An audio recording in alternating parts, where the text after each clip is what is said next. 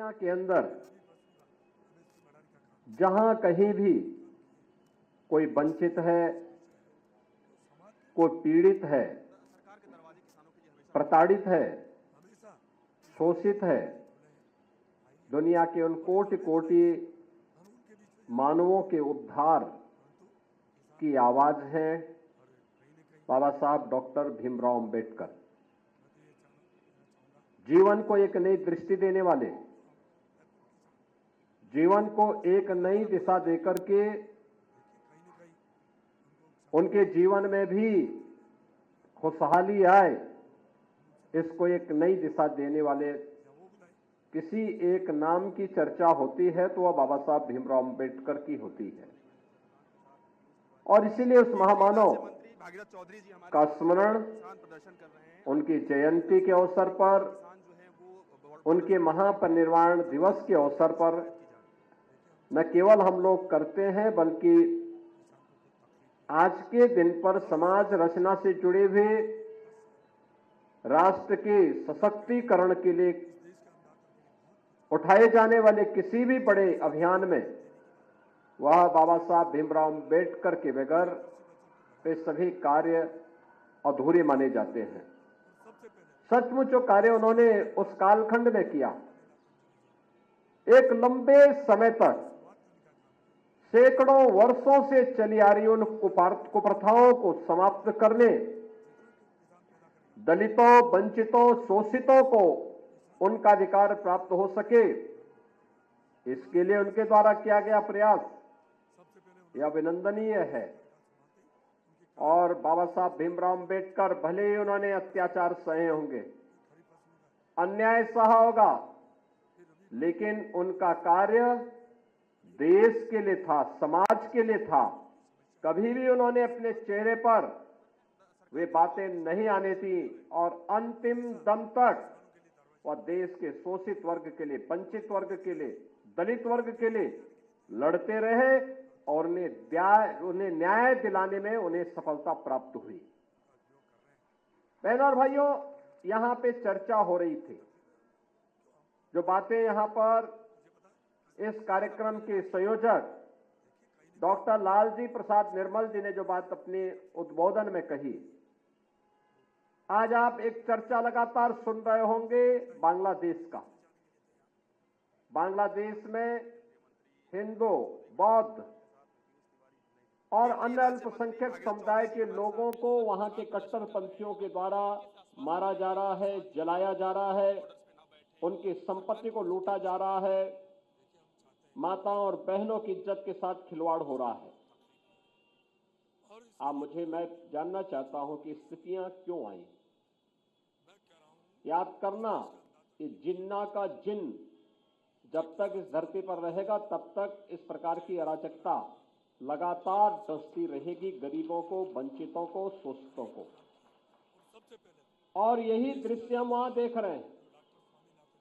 जो पाप 1947 में देश के विभाजन के रूप में हम सबके सामने आया था, आज उसका एक बदसूरत रूप फिर से हमारे सामने बांग्लादेश के रूप में है। ये जितने भी लोग वहां हिंदू मारे जा रहे हैं या बौद्ध मारे जा रहे हैं, ये सभी दलित तबके के हैं। और बाबा साहब भीमराव अंबेडकर ने 1946-47 में ही देश की जनता को इस बारे में आगाह किया था कि भारत का बंटवारा होने मत दीजिए, और अगर होता है तो फिर आर पार की लड़ाई, आर पार की व्यवस्था हो जाए।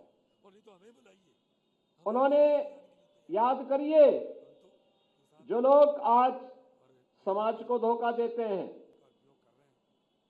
झूठा प्रलाप करते हैं, उन्होंने उस समय भी जब हैदराबाद का निजाम के रजाकारों के द्वारा दलितों के गांव जलाए जा रहे थे, उनका शोषण हो रहा था, उन पर अत्याचार किया जा रहा था, तब बाबा साहब भीमराव अंबेडकर ने खुला पत्र लिखा था हैदराबाद के निजाम की रियासत के सभी दलितों के लिए। उन्होंने कहा था अत्याचार हो रहा है, निजाम की रियासत को छोड़ करके तुम शेष भारत में महाराष्ट्र की तरफ या अन्य ओर चले आओ, लेकिन किसी भी स्थिति में अपना धर्म मत बदलना, मत बदलना। यह संकल्प था बाबा साहब भीमराव अंबेडकर का। और स्वतंत्र 1947 से में 46-47 में जब उन्हें प्रलोभन देने का प्रयास हुआ, हैदराबाद के निजाम ने भी दिया, पाकिस्तान प्रस्त जिन्ना के लोगों ने भी दिया, लेकिन बाबा साहब अपने आदर्शों से टस से मस नहीं हुए, हटे नहीं। उन्होंने कहा नहीं, मैं पहला और अंतिम भारतीय ही रहूंगा, यानी जन्म अगर भारतीय के रूप में मैंने लिया है तो मेरी अंतिम यात्रा भी भारतीय के रूप में ही निकलेगी। और आजीवन उन्होंने इस व्रत का पालन किया। लगातार वह दलित समुदाय के लिए कार्य करते रहे, उसको आगाह भी करते रहे। जिन लोगों ने बाबा साहब भीमराव अंबेडकर की बात को माना, वे भारत के अंदर सुरक्षित हैं, आरक्षण का लाभ प्राप्त कर रहे हैं, हर प्रकार का सम्मान और सुविधाओं को उपलब्ध करवाने का दायित्व सरकार आज उनके लिए उपलब्ध करा रही है। लेकिन जिन लोगों ने धोखे से योगेंद्र नाथ मंडल की बात को मान करके बहक गए थे, वे पाकिस्तान के अंदर भी और बांग्लादेश के अंदर भी किस प्रकार का अत्याचार सह रहे हैं, यह दृश्य आज हम सबके सामने है। याद करिए 1947 में पाकिस्तान और बांग्लादेश के अंदर हिंदुओं की आबादी कितनी थी? केंद्रीय राज्य बांग्लादेश के अंदर तो सर किसान प्रदर्शन कर रहे हैं 1971 तक करेंगे कि किसान जो है 22% हिंदू रहा करता था। सरकार की ओर से क्या कुछ कवायद की जा रही है? आज वो घट करके 7 से 8% तक रह गया है। और जो कुछ हो रहा है, अगर इसी प्रकार का नरसंहार चलता रहा तो ये संख्या बहुत सीमित रह सकती है। आवाज उठनी प्रारंभ हुई है, लेकिन यह आवाज उन लोगों की उठ रही है जो यहां पर दलितों के हितों के लिए भी काम करना चाहते हैं, कर रहे हैं। जो लोग दलितों को अपना वोट बैंक बना करके लगातार उनका शोषण किए हैं, वे लोग बांग्लादेश की घटना पर मौन बने हुए हैं। उनके मुंह से एक भी शब्द नहीं निकल रहा है, क्योंकि वे सच स्वीकार भी नहीं कर सकते, सच बोल भी नहीं सकते। उनमें सामर्थ्य नहीं है बोलने की, और इसीलिए लोग वहां की दृश्य पर मौन है। आज यहां पर हमारे डिप्टी सीएम श्री ब्रजेश पाठक जी ने भी, असीम अरुण जी ने भी, SC/ST आयोग के अध्यक्ष श्री बैजनाथ रावत जी ने भी अपनी बात को यहां पे रखा। सरकार आज जो कुछ भी कर रही है गरीबों के लिए, वंचितों के लिए, दलितों के लिए, ऐसा बाबा साहब भीमराव अंबेडकर के ही सपने को साकार करने का एक अभियान है। शौचालय उपलब्ध करवाना हो, आवास उपलब्ध कराना हो, जमीन के पट्टे उपलब्ध करवाना हो, पेंशन की सुविधा का लाभ देना हो, या फिर SC/ST वर्ग के छात्रों के लिए स्कॉलरशिप की व्यवस्था करनी हो, शुल्क प्रतिपूर्ति की व्यवस्था करनी हो, ये सभी कार्यक्रम उसी अभियान के हिस्से हैं। और अब तो हम लोग उत्तर प्रदेश में कार्य और प्रारंभ किए हैं। आप लोग किस तरीके से आश्वस्त करेंगे? हमने तय किया है जीरो पॉवर्टी का हम लक्ष्य प्राप्त करेंगे, यानी गरीबी को पूरी तरह शून्य तक पहुंचाएंगे।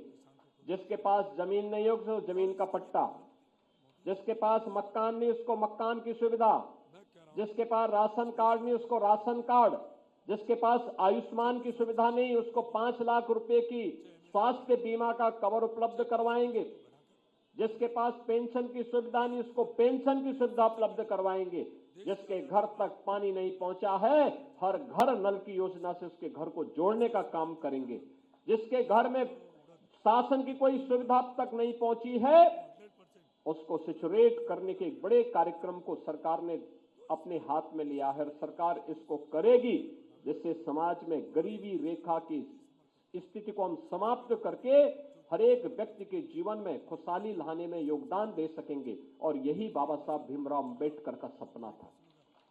उस सपने को साकार करने के लिए डबल इंजन की सरकार पूरी प्रतिबद्धता के साथ कार्य कर रही है।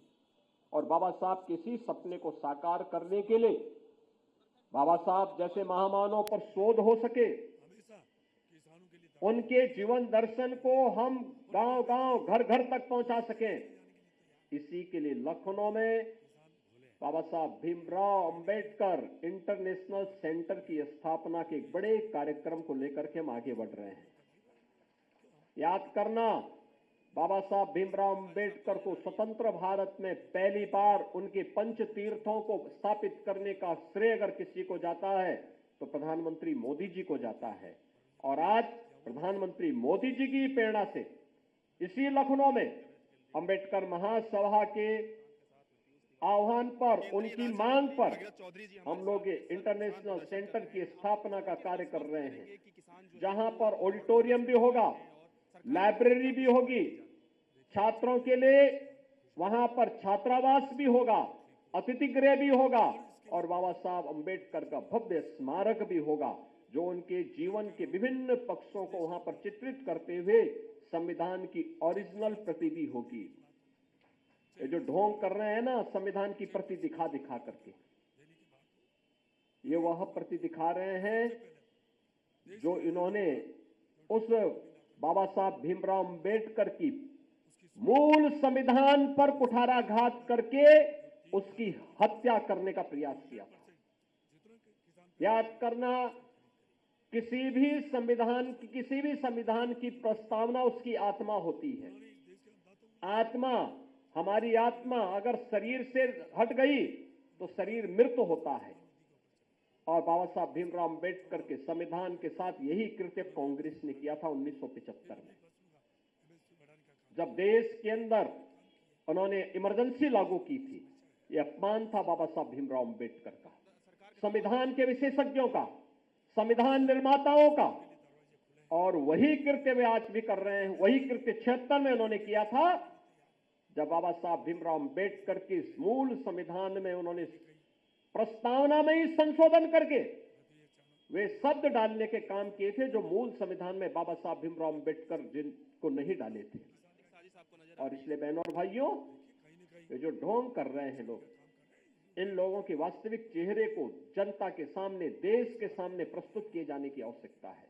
आज के इस अवसर पर मैं आप सबका आह्वान करूंगा, प्रधानमंत्री मोदी जी के नेतृत्व में विकसित भारत की परिकल्पना को साकार करने के लिए हर गरीब को, हर वंचित को, हर दलित को उसका हक मिले, उसका अधिकार मिले, इसके लिए किए जाने वाले इस प्रयास में, भारत को विकसित भारत के रूप में स्थापित करने के इस अभियान में, बाबा साहब के सपनों का भारत बनाने के लिए किए जाने वाले इस प्रयास में हम सब मिलकर के कार्य करेंगे। इस विश्वास के साथ मैं बाबा साहब भीमराव अंबेडकर के इस महापरिनिर्वाण दिवस के अवसर पर उनके स्मृतियों को एक बार फिर से कोटि कोटि नमन करता हूं।